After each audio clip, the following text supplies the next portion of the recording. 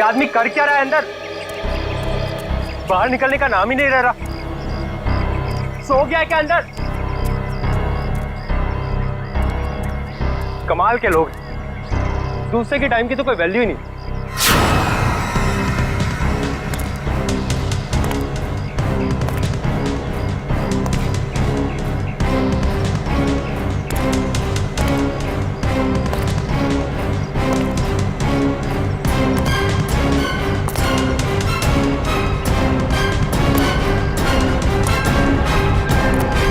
Sir,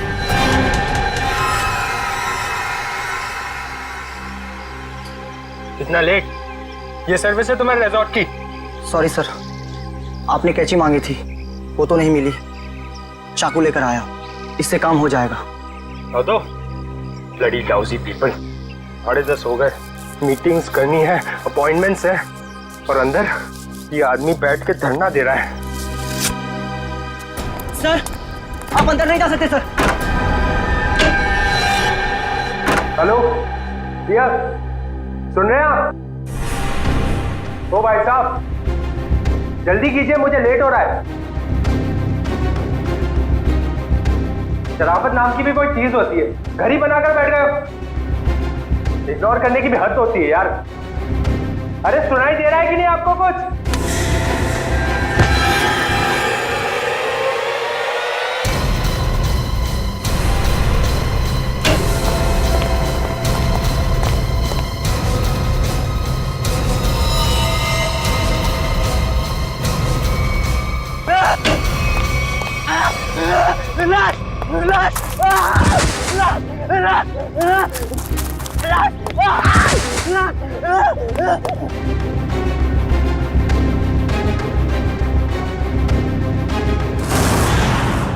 हाँ मैं party में आने की कोशिश करूंगी, कुछ प्रॉमिस नहीं कर सकती।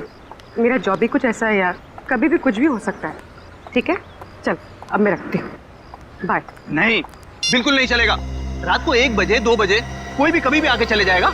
जवान लड़की के घर में रात के टाइम में किसी लड़के का आने का मतलब हम अच्छी तरह से जानते हैं।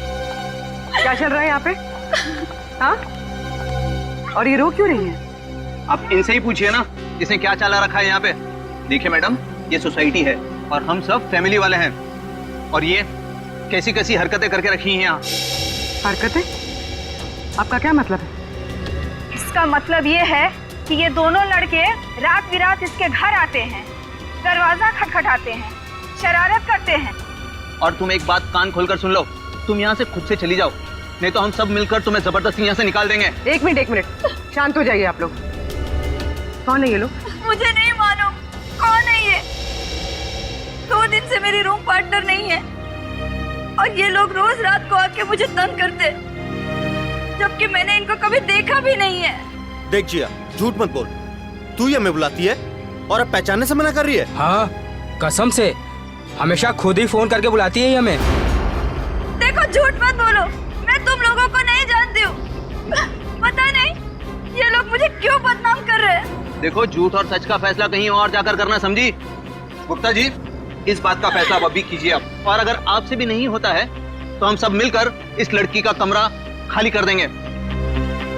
प्लीज सर, ऐसा मत कीजिए। देखो, मैं तुम्हें भाड़े पे एक घर देने के वक्त कहा था ना, हमारे सोसाइटी का रूल बहुत सख्त है। क्या बोला था ना? बोलो। प्लीज सर, इसमें मेरा कोई कसूर नहीं। फिर भी 2 दिन में मेरी रूम पार्टनर आ जाएगी, तब मैं अपना सारा सामान यहाँ से शिफ्ट कर लूंगी। ओके, 2 दिन का टाइम देता हूँ, लेकिन 2 दिन में रूम खाली हो जाना चाहिए, समझी? तुम दोनों भागो यहाँ से। अरे चलो निकलो। ठीक है जिया, ये तूने अच्छा नहीं किया। हाँ। पहले खुद ही हमें बुलाती है और फिर इंसल्ट करती है। कमाल है यार। चल चल। जिया, रोम, अगर तुम बेकसूर हो तो सच सामने आ जाएगा। रोम,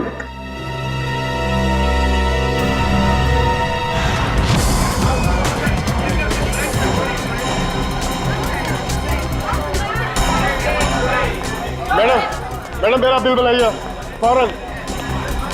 सुनिए, जरा शांत हो जाइए। देखिए, यहाँ पर खून हुआ है। जब तक हमारा इन्वेस्टिगेशन पूरा नहीं होता, कोई ये होटल छोड़कर नहीं जाएगा। मैडम, आप भी ध्यान में रखिए, कोई भी गेस्ट नहीं जाएगा यहाँ से, समझे?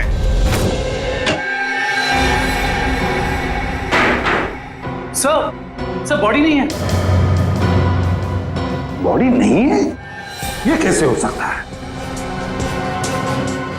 बॉडी गई कहां? बॉडी कैसे गायब हो गई? ये कैसे हो सकता है? और सर, अगर किसी ने मर्डर किया है और अगर वो बॉडी ले गया तो फिर ये सिर क्यों छोड़ गया? वही तो, अगर सिर यहां छोड़ा और लाश कहीं पर लेकर गया तो कोई ना कोई निशान तो होने चाहिए था। किसी ना किसी ने तो देखा होगा। कोई ना कोई तो जगह हो सकती है। कहां गई लाश? हुआ क्या यहां पर? नहीं नहीं नहीं नहीं, यहां पर जो कुछ भी हुआ है ना सांखे, यहीं पर हुआ है, इसी 4 दीवारों के अंदर, इस स्टीम बॉक्स में, यहीं पर। सर, इस सिर को देख के ऐसा लगता है किसी ने बहुत ही बेरहमी से कत्ल किया इसका, लेकिन यहाँ पे एक भी खून का निशान, कोई धब्बा, कुछ भी नहीं है। एग्जैक्टली, अगर सिर कटा है तो खून होना चाहिए था इन दीवारों पर, खून होना चाहिए था इस फर्श पर, लेकिन यहाँ पर खून का कोई भी निशान नहीं, कोई धब्बा नहीं। यहाँ देखो, इस बॉक्स में खून का कोई भी निशान नहीं, कोई भी निशान नहीं, ना कोई हथियार का निशान। सांखे, सिर कटा हुआ है, लाश गायब है, लेकिन इस पूरे कमरे के अंदर कुछ भी निशान नहीं, कमरा सुथरा साफ है। इसका मतलब कुछ ना कुछ तो गड़बड़ जरूर है, कुछ ना कुछ तो गड़बड़ जरूर है बॉस। सर, हाँ सर, जिसका खून हुआ है उसके दोस्त बाहर आए हुए हैं। ठीक है, तुम चलो, मैं आता हूँ। सांखे, देख ले इस कमरे का एक एक कोना कोना छान वाले, देख ले कुछ मिलता है क्या? देखता हूँ। सर, ये रहे। आप लोग रजित के दोस्त हैं? जी सर। आखिरी बार कब मिले थे रजित? सर, आज सुबह ही मुलाकात हुई थी। तो क्या कुछ फर्क लगा आपको रजित के बर्ताव में?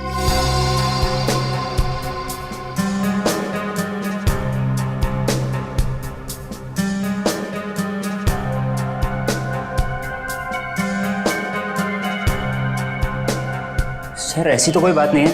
इनफैक्ट हम जिम से साथ में ही आ रहे थे, कॉरिडोर में मेरी उससे बात भी हुई। बहुत फ्रेश और बहुत खुश लग रहा था वो। अरे रजित, कैसी रही तुम्हारी मसाज? हाँ, हल्का महसूस कर रहा हूँ। सेमिनार के लिए आए पर ऐसा लग रहा है वेकेशन के लिए आए हैं। मुझे लगा तुम वाकई में वेकेशंस के लिए ही आए हो। अरे कहीं सेमिनार में सो मत जाना। नहीं, मैं आधे घंटे के लिए स्टीम बात कर लूँ, फिर टॉक्सिन्स भी क्लीन हो जाएंगे और मैं फ्रेश भी लगूंगा।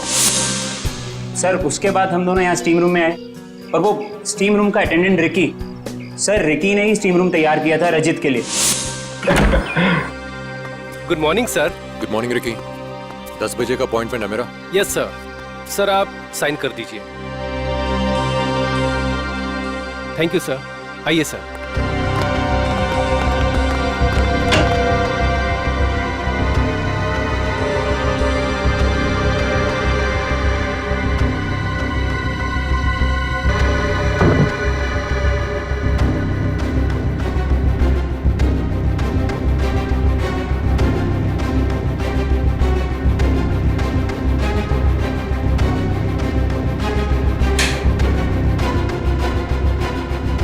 कितना टाइम लगेगा?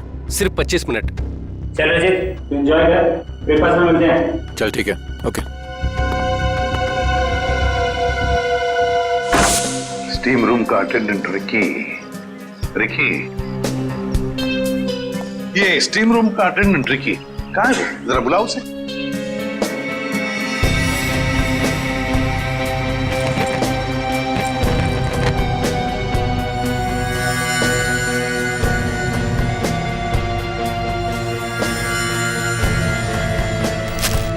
सर, वो जब से हादसा हुआ है तब से गायब है। रिकी इस रिसोर्ट में कहीं नहीं। रिकी गायब है? जब से हादसा हुआ रिकी गायब है। इस रिकी का पता लगाना पड़ेगा। सर, सर, खून, एक और लाश उधर है।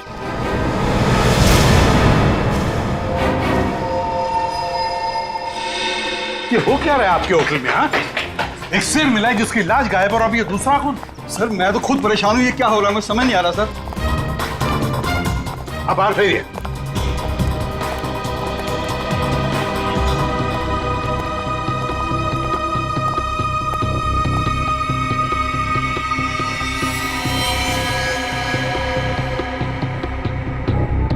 छाती में दो वार किए हैं। सर काफी गहरा है, पूरी ताकत से वार किया गया। हाँ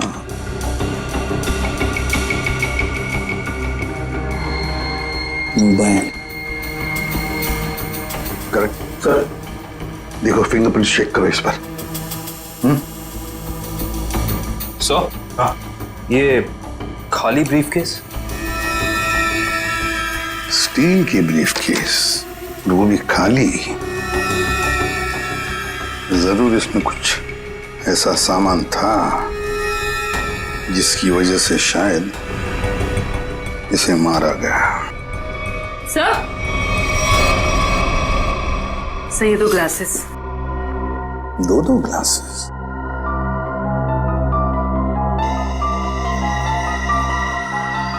लिपस्टिक वगैरह के तो कोई मार्क नहीं, लेकिन एक बात तो पक्की है कि यहां पर इसे मिलने कोई आया तो था जरूर। कोई ऐसा आदमी जिसे शायद जानता था, जरूर जानता होगा उसे। क्या नाम क्या था इस गेस्ट का? सर विनय नाम था इनका, और यहाँ पे होने वाले सेमिनार के लिए आए थे। विनय? तो इससे मिलने अगर जो भी कोई आया होगा उसका रिकॉर्ड तो हमें रिसेप्शन से मिलेगा ही ना? जी सर।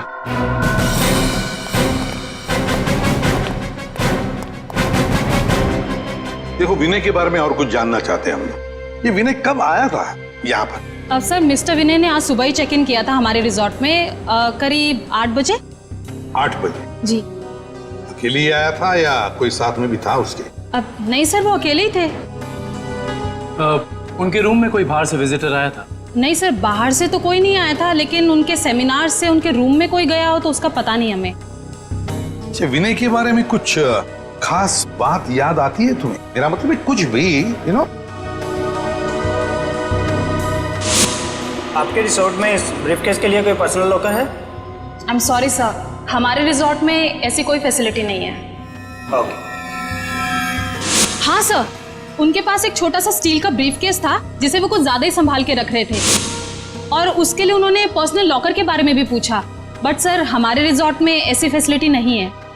स्टील का ब्रीफकेस? लगता है ये वही स्टील का ब्रीफकेस है जो हमें उसके बेड पर से मिला है। जरूर उसके अंदर कोई कीमती, कोई इंपॉर्टेंट सामान होगा। सर ऐसा भी तो हो सकता है कि इस विनय की मौत का यही कारण हो। हाँ सर, विनय के रूम में कोई होटल के बाहर से नहीं, होटल के अंदर से आया था और दोनों साथ में ही बैठे थे।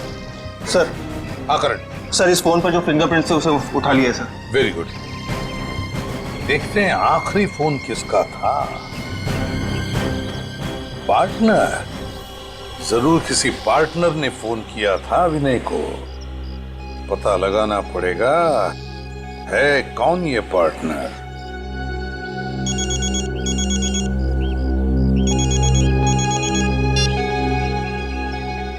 हेलो, हाँ, तुम आज से ही काम शुरू कर दो, ये जरूरी है।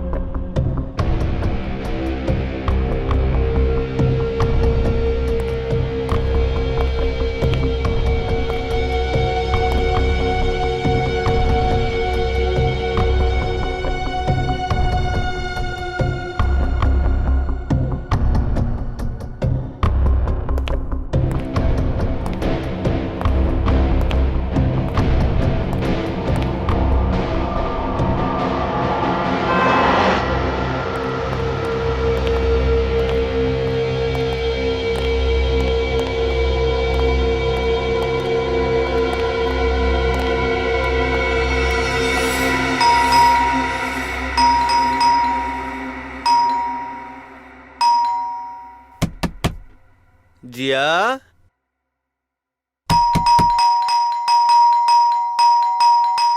दरवाजा खोलो जिया।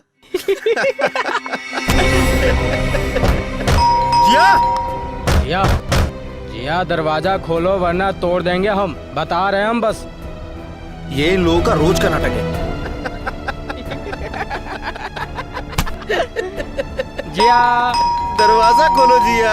जिया प्लीज दरवाजा खोलो, प्लीज, नहीं तो हम तोड़ देंगे दरवाजा, बोल दे रहे हैं हम। जिया, जिया, पुलिस को फोन करते हैं, तभी बात समझ में आएगी इनको। जिया, दरवाजा खोलो जिया। जिया,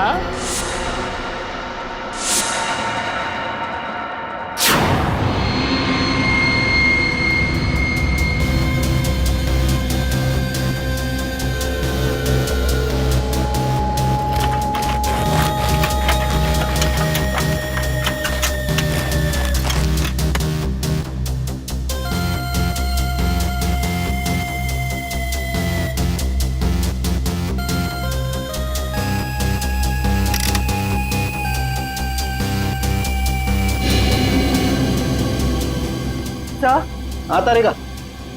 सर इसकी खोपड़ी में एक अजीब बात है। अच्छा,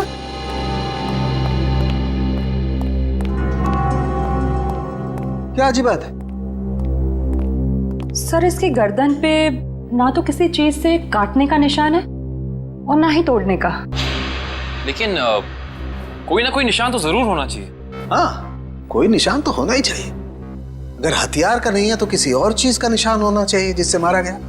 और इसकी खोपड़ी का अंदर का हिस्सा बिल्कुल खाली है। ऐसा लगता है जैसे कि सारी चीजें पिघलकर बह गई हो। ऐसा कैसे हो सकता है तारिका? इसके अंदर कोई मोम तो होता नहीं, खून है, मसल्स हैं, टिश्यूज हैं। हाँ, लेकिन ये खोपड़ी बिल्कुल खाली है। अच्छा तारिका, इसकी खोपड़ी में से जो फ्लूइड निकला था, तुम उस फ्लूइड को चेक करो, उसमें जरूर कुछ ना कुछ मिलेगा। सर,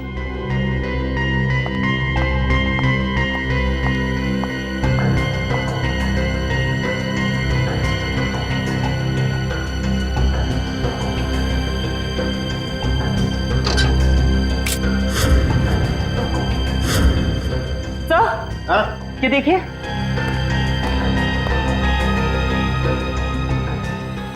अरे एसिड, इसकी खोपड़ी के अंदर एसिड। सर इसका मतलब है एसिड या किसी केमिकल से इसके सर के अंदर के हिस्से और इसके शरीर को पिघला दिया गया और फिर स्टीम बॉक्स के ड्रेन पाइप से बाहर निकाला गया। हाँ, और वो भी 30 मिनट के अंदर। सर ये कैसे हो सकता है? हमने तो पढ़ा था कि कॉन्सेंट्रेटेड एसिड में किसी भी बॉडी को पिघलने के लिए कम से कम 20 घंटे लगते हैं। You're right, श्रेया, 20 घंटे ही लगने चाहिए, लेकिन इस केस में ऐसा नहीं हुआ। एक और बात, इस ड्रेन पाइप में मुझे कैल्शियम फॉस्फेट, जिससे इंसान की हड्डियां बनती हैं, वो और कुछ टिश्यूज के टुकड़े मिले हैं।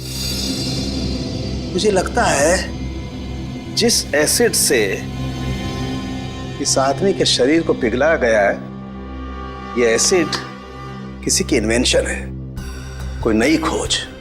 हाँ सर, उस बॉटल के निचले हिस्से से जो निशान बना था जिस केमिकल से, वो भी एसिडिक है और हमारे किसी केमिकल से मैच नहीं करता। लेकिन सर, अगर इस एसिड ने रजीत की बॉडी को पिघला दिया तो फिर वो स्टीम बॉक्स क्यों नहीं पिघला? वो इसलिए क्योंकि ये एसिड किसी मेटेलिक चीज को नहीं पिघलाता है, और इसीलिए इस एसिड को कांच की बोतल में रखा गया था। सर फिर तो उसे बहुत दर्द हुआ होगा। नहीं वंश, मुझे नहीं लगता है इसे दर्द महसूस हुआ होगा। क्यों सर? क्योंकि श्रेया पहले इसे बेहोश कर दिया गया था। मतलब पहले इसे बेहोश किया गया, फिर मारा गया, उसके बाद स्टीम बॉक्स की ड्रेन पाइप से बहा दिया गया। बहुत ही डरावना और भयानक तरीका है किसी की जान लेने का। हाँ, और बहुत ही अजीब भी। ये सब कैसे किया गया होगा, ये कौन सा एसिड है, ये सब पता लगाने के लिए मुझे थोड़ा वक्त लगेगा। लेकिन सर, अगर ये किसी का आविष्कार है, नई खोज है, तो जाहिर सी बात है उसने इसके पेटेंट को रजिस्टर करवाया होगा। बिल्कुल करवाया होगा। इंटरेस्टिंग। इसका मतलब जिसने भी पेटेंट रजिस्टर करवाया है उसकी सारी इंफॉर्मेशन हमें गवर्नमेंट ऑफिस से मिल सकती है। हेलो, क्या? रजीत का? ओके। अभी पता चला है कि विनय ने जिस पार्टनर वाले नंबर पे फोन किया था वो और किसी का नहीं बल्कि रजीत का नंबर था। इसका मतलब विनय और रजीत एक दूसरे को जानते थे और रिजॉर्ट में विनय के कमरे में हमें जो 2 ग्लासेस मिले थे उनमें से एक ग्लास शायद रजीत का था। अब तो विनय के घर वालों से ही पता करना पड़ेगा। लगता है रिकी घर पर नहीं है, तोड़ दो दरवाजा।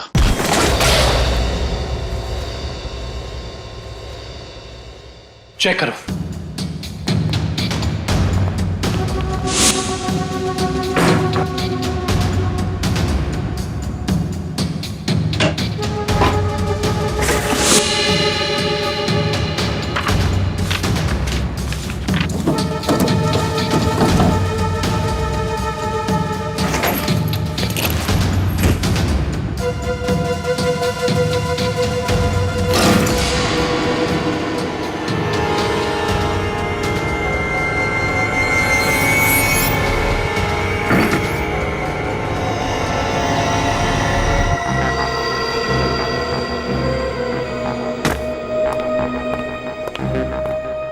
ये बॉटल देखो, इसका नीचे का हिस्सा बिल्कुल वैसे ही है जैसा निशान हमें रिजॉर्ट के स्टीम रूम में मिला। ओह, तो इस केमिकल से रिकी ने रजीत की बॉडी पिघलाकर उसका खून कर दिया है। हाँ, लेकिन एक स्टीम रूम का अटेंडेंट किसी को इतनी चालाकी से नहीं मार सकता। ये उसके दिमाग का काम हो ही नहीं सकता। कोई है जो उससे ये करवा रहा है। कौन करवा सकता है ये सब? इसका जवाब तो रिकी देगा। हाँ, और उसके लिए रिकी का मिलना बहुत जरूरी है। चलो बाहर लोगों से पूछते हैं, शायद उसे जाते हुए किसी ने देखा। एक्सक्यूज मी, आप लोग सब यहीं आसपास रहते हैं? जी जी। ये वो रिकी रहता है यहाँ पे, आप लोग उसे जानते हैं? आज आपने उसे देखा? हाँ सर, मैंने देखा उसे। बड़ी जल्दी में लग रहा था और एक बैग भी था उसके हाथ में। अच्छा, यहाँ से किस तरफ गया था वो? सर उस तरफ। उस तरफ? हाँ सर, एक ट्रक आया और रिकी उस पे बैठ के निकल गया। थैंक यू, चलो उस डायरेक्शन में देखते हैं।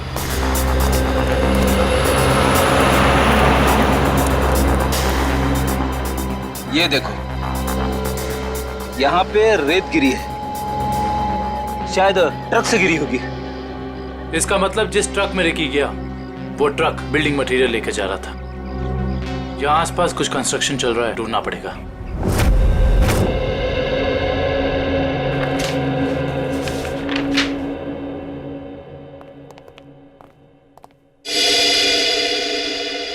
जी कहिए। सीआईडी। सीआईडी? जी, पिछले हफ्ते में जितने भी एसिडिक केमिकल्स को पेटेंट कराया गया है उन्हें रजिस्टर करवाने वालों के नाम और पते हमें चाहिए। केमिकल का कोई नाम भी तो होगा। आप वो फाइल हमें दे दीजिए, हम खुद ढूंढ देंगे। ठीक है।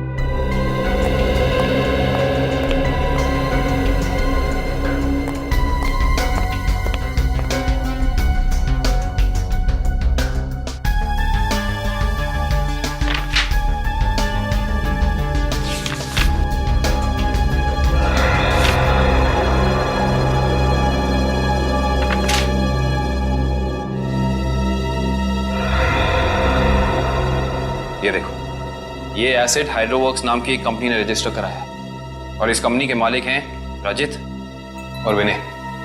इसलिए विनय के सेल फोन पे रजित का नंबर पार्टनर के नाम से सेव था। रजित अपने खोज से मरा और उसका पार्टनर विनय एक बंद कमरे में मरा हुआ मिला। इंटरेस्टिंग। ये केस तो और भी ज्यादा उलझता जा रहा है।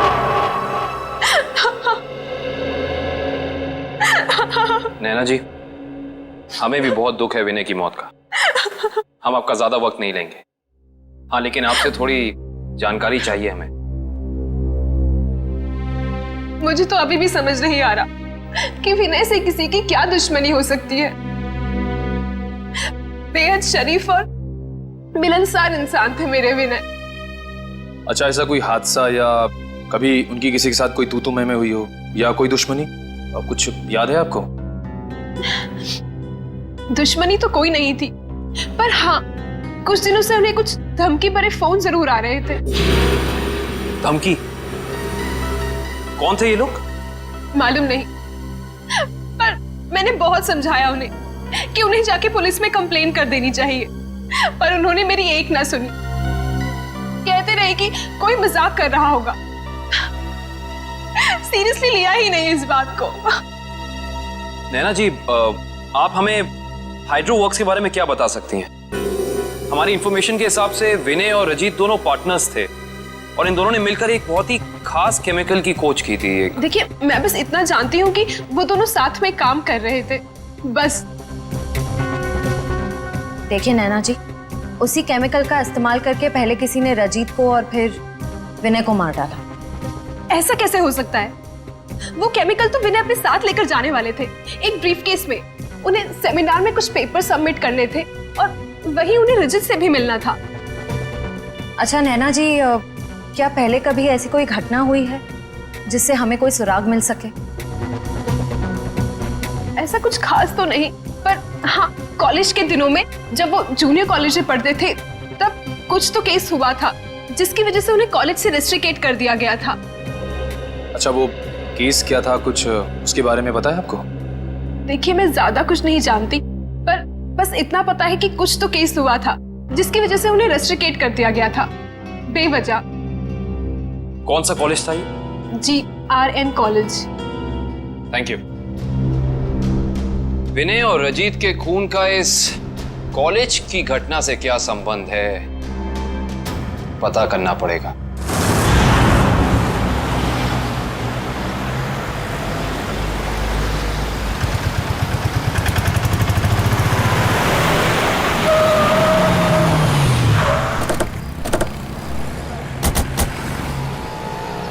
ये देखिए, रेत यहाँ पे पड़ी हुई है और ये देखो टायर के मार्क्स।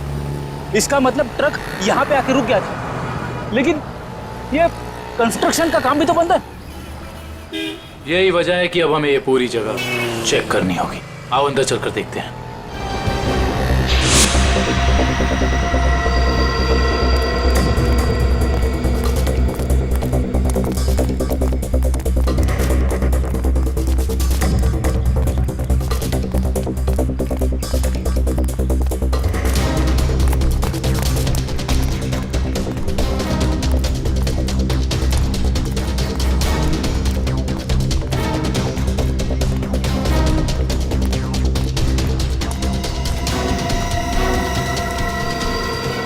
सर, रिकी यहाँ पे है।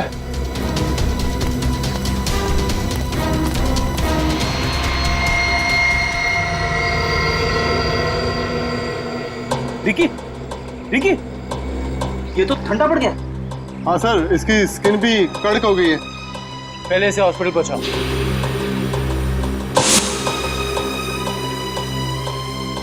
इशिता, एम्बुलेंस बुलाओ।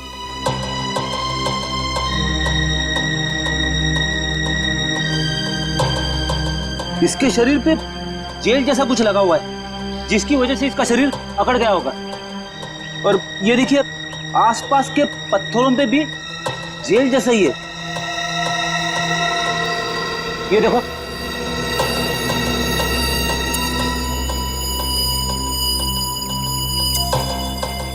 ये जेल क्या है इसके बारे में तो पता करना होगा। इन टुकड़ों को लैब ले चलो।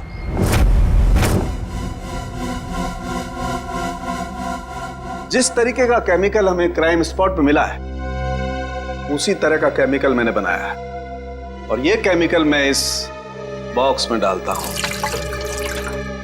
अरे का बॉडी टेम्परेचर मिला? नॉर्मल है सर। गुड। इस स्टीम बॉक्स में जो बॉडी है, ये लगभग इंसान की बॉडी की जैसे ही है। आपका कहने का मतलब है क्लोन की तरह? ऐसा ही समझ लो। अब इस मशीन में हमने जो केमिकल डाला है, उसकी स्टीम हम स्टीम बॉक्स में पास करते हैं। लगभग 30 मिनट तक हम स्टीम पास करते हैं। उसके बाद देखते हैं क्या होता है।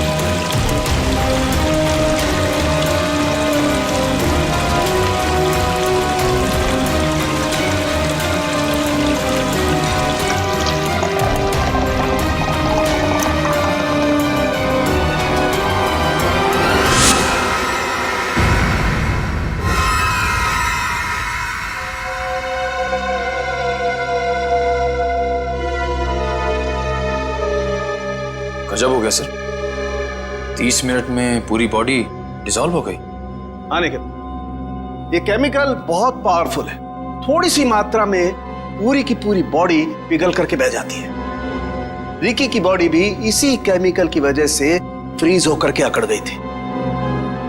आई सी, बहुत ही खतरनाक केमिकल है ये।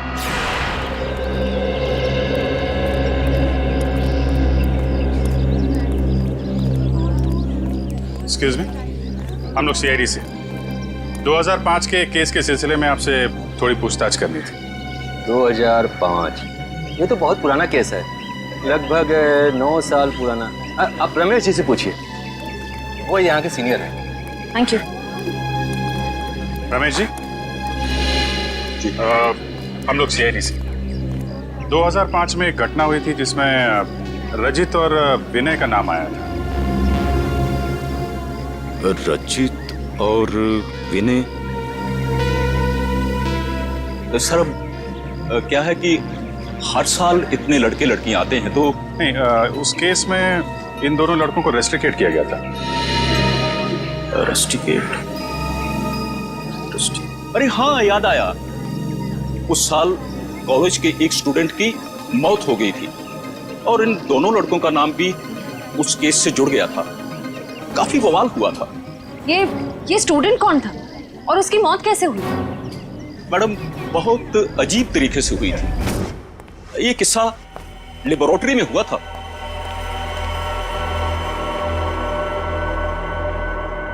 इतनी देर तक कौन काम कर रहा है? कौन काम कर रहा है?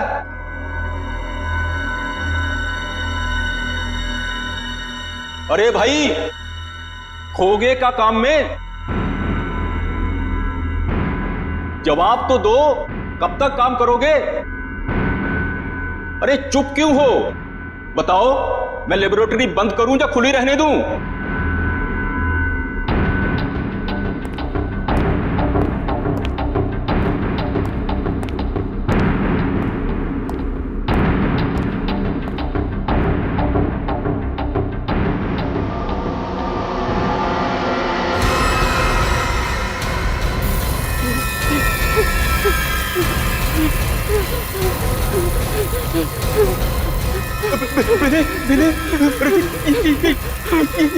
ये देखो संपत को क्या हो रहा है? सर बचाइए इसे, प्लीज सर बचाओ इसे। सर देखिए ना संपत को क्या हो रहा है। सर देखिए ना। क्या क्या क्या कुछ करो भाई। सर क्या हो रहा है, देखिए ना। सर बहुत भयानक था वो। ऐसा मैंने पहले कभी नहीं देखा था। एक आदमी खड़ा था और खड़े खड़े पिघल गया। संपत नाम था उसका। पुलिस केस भी हुआ था और विनय और रजित को रेस्ट्रिकेट किया गया था। इस केस से जुड़ी सारी फाइलें चाहिए। हेलो, कहाँ? कौन से रेस्टोरेंट? ठीक है, मैं पहुंचती हूँ, नजर रखना।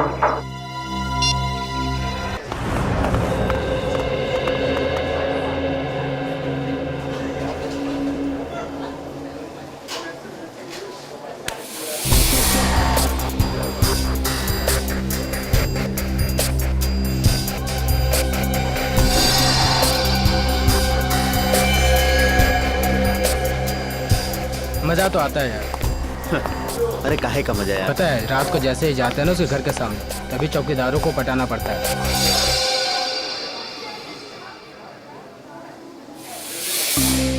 मैडम, आप यहाँ कैसे? तुम लोग क्या समझते हो? तुम लोग कुछ भी करते रहोगे और तुम्हारा कोई कुछ नहीं बिगाड़ सकता। मैडम, हमने क्या किया? एक लड़की का जीना हराम कर रहे हो और पूछ रहे हो क्या किया है? टेढ़ी बात करोगे ना तो सीधा करना हमें आता है।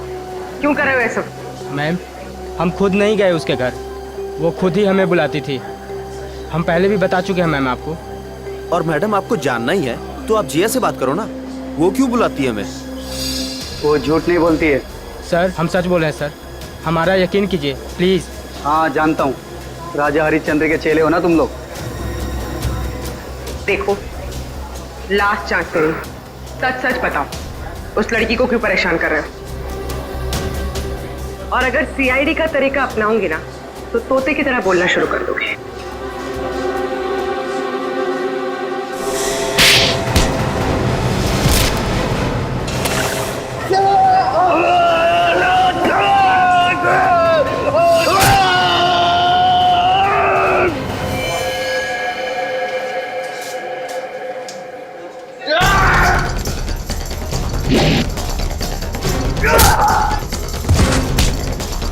लड़कियों को छेड़ता है।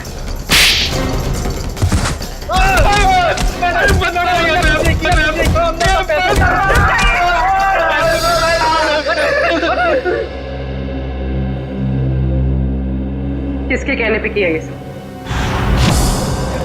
एक्सपेरिमेंट हो रहा था साइंस लैब में 2005 में और बेस्ट इन्वेंशन करने वाले को स्कॉलरशिप मिल रही थी। ये तो स्टूडेंट पिघल के मर गया था संपत। इसने एक स्पेशल एनेस्थीसिया बनाया था बेहोश करने की दवा जो किसी भी मसल को 5 मिनट के लिए फ्रीज कर सकती थी। और ये रजित और विनय इन्होंने एक ऐसा केमिकल बनाया था जो किसी भी चीज को 30 मिनट के अंदर पिघला सकती थी। सर ये देखिए।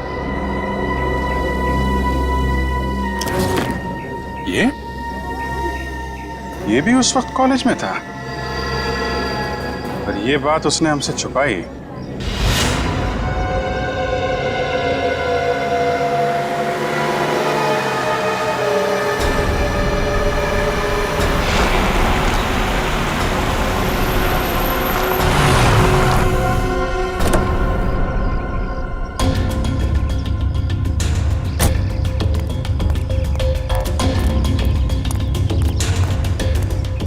पैसे लिए? हाँ, ये देखो।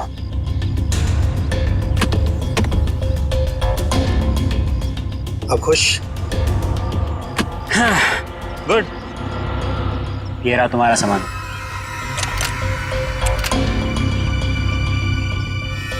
तो ये है दुनिया का सबसे बड़ा आविष्कार जो अब मेरा होगा।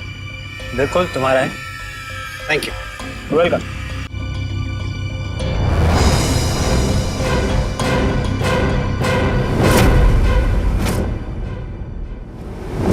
ये चुप चुप के क्या कर रहे हो? हैं? क्या कर रहे हो चुप चुप के? आगे मत बढ़ना, वरना ये बोतल इसी के साथ मैं फोड़ दूंगा। मत बढ़ना आगे, कह रहा हूँ आगे मत बढ़ना, नहीं तो ये मारा जाएगा। तुम यहाँ से जा नहीं सकते हो, छोड़ो उसे। आगे नहीं बढ़ना। कहा ना, मैं झूठ नहीं बोला, झूठ नहीं बोला मैं। पीछे रहो, आगे मत बढ़ना।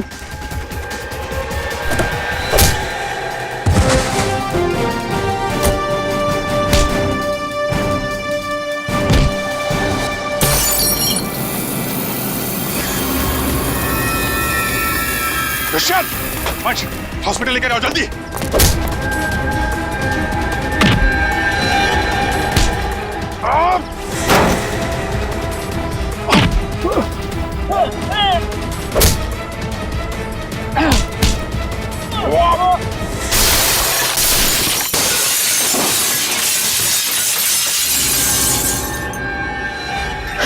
हाँ, मैंने ही मारा उसे। मैंने और रजित के केमिकल का इस्तेमाल करके मैंने संपत को लैब में मार डाला। रेतेन, तुम यहाँ क्या कर रहे हो? और संपत के बनाए हुए केमिकल पर अपना नाम डालकर मैंने उसे भेज दिया। क्यों किया तुमने ऐसा? मुझे पैसों की जरूरत थी। मेरे खर्चे पूरे नहीं पड़ रहे थे। और जब मुझे पता चला कि संपत ने एक ऐसे केमिकल का आविष्कार किया जिससे बॉडी फ्रीज हो जाती, उसकी इंटरनेशनल मार्केट बहुत ज्यादा थी। उससे वो केमिकल हासिल करने के लिए मैंने उसे भी मारा। रजित और विनय को उन्हीं के खोजे हुए केमिकल से मार दिया और केमिकल बेच के पैसा कमाना चाहते थे, क्यों? हाँ। और इसमें वो स्टीम रूम का अटेंडेंट रिकी, उसने तुम्हारी मदद की थी। हाँ, लेकिन मैंने उसे पैसे दिए थे। इस बॉटल का सारा केमिकल टीम बॉक्स में डाल देना। जैसे ही काम खत्म हो जाए इस बॉटल को गायब कर देना। चलो। हाँ, समझ गया। चलो निकलो। मैंने पहले विनय को मारा।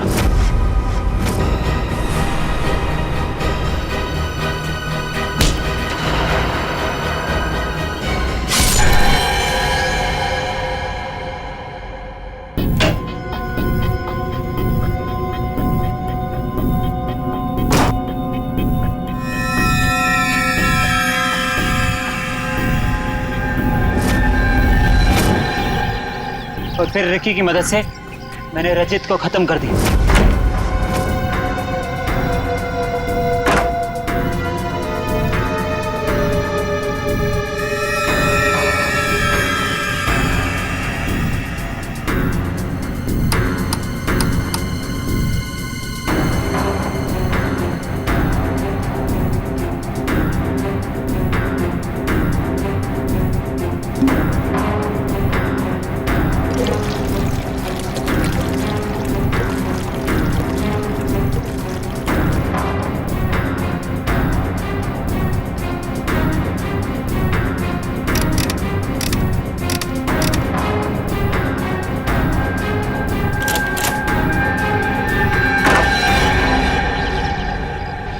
रिकी तो तुम्हारा साथी है ना, फिर उसे मारने की कोशिश क्यों की तुमने? रिकी मुझे ब्लैकमेल कर रहा था। मैं सोच रहा हूँ कि जुबान भी कितनी कीमती चीज है, अगर फिसल जाए तो करोड़ों का नुकसान करा दे, इज्जत गवा दे, फांसी चढ़वा दे। मतलब? वो केमिकल की बोतल मेरे सीने में 2 मर्डर्स के राज बहुत ज्यादा है। जुबान जेल नहीं पाएगी, वजन तो करना ही पड़ेगा। लो पैसे पकड़ो और अपना मुंह बंद रखो, समझे? उसी केमिकल से मुझे डरा रहा था। क्या करता? जरूरत थी और मजबूरी। Shut up! समाज की भलाई के लिए की गई खोज का गलत इस्तेमाल किया है तुमने। 3 खून किए हैं। तुम जैसे लोगों के लिए कानून ने भी एक खोज की है, फांसी। आप लोगों को जरा सा भी एहसास नहीं हुआ कि आप लोग सब मिलकर एक अकेली लड़की के साथ इतनी नाइंसाफी कर रहे थे? कोई इस तरह से परेशान करता है किसी को? बोलिए। सॉरी मैडम, ये रमेश जी को अपना फ्लैट बेचना था और उन्हें अच्छा बायर भी मिल गया था, इसीलिए सब। और मैडम, जिया घर खाली करना भी नहीं चाह रही थी और उसके लीज एग्रीमेंट को खत्म होने में अभी टाइम था। मैडम, ये रमेश जी ने एक दिन आकर हमें अपनी तकलीफ बताई और हमसे हेल्प मांगी। तो आप लोग ने मिलकर ये ड्रामा किया, एक लड़की के कैरेक्टर पर कीचड़ उछाला। आप लोग ऐसा कर कैसे सकते? और रमेश जी, आप पैसों के लालच में इंसानियत भूल गए। सॉरी मैडम, मुझसे गलती हो गई, अब ऐसा नहीं होगा। जिया अब यहीं रहेगी, इसी फ्लैट में। जिया, मुझे माफ कर दो। I am really sorry. Please sir, sorry बोल के मुझे शर्मिंदा मत कीजिए। थैंक यू मैम, आपने मेरी बहुत हेल्प की, वरना मैं अपने पेरेंट्स के पास वापस चली जाती। देखो जी, कभी घबराना मत, अपने हक और अपने सम्मान के लिए हमेशा लड़ना, समझे? Best of luck. Thank you ma'am.